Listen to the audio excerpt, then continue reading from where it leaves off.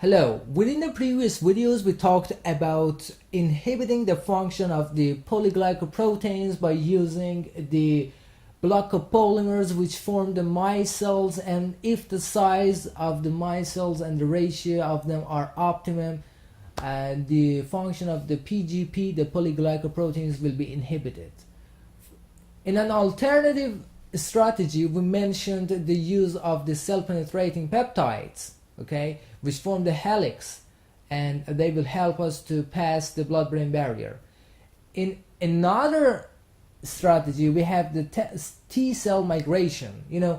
T cells are part of the immune system of our body. They are responsible to fight with the bacteria, with the viruses, with the diseases, and etc. Okay, but what if it happens in the brain? We cannot just leave the brain alone. Somebody has to go there and fight with these, enemies. So the T cells will go.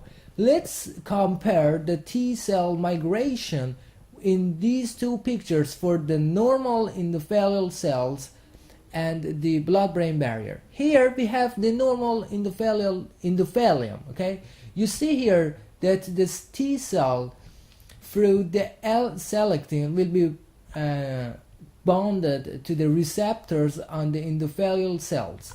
Then it will start to roll like this, okay, and through its way it will interact with the ICAM1, and then it will pass through the distance. Just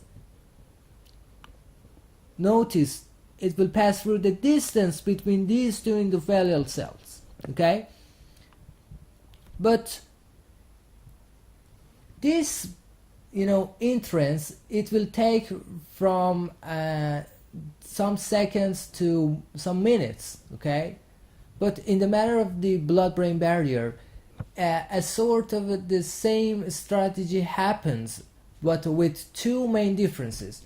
The first difference is that after being recognized by the receptors and after rolling towards here, the cells will not migrate through the distance between the endothelial cells.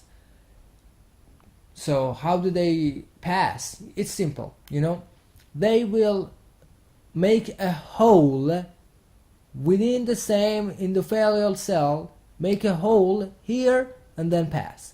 And as you see here, from the steps of being recognized to activation, adhesion, and coming all around here, it takes sometimes more than 3 hours for the T cells to be able to pass the blood-brain barrier.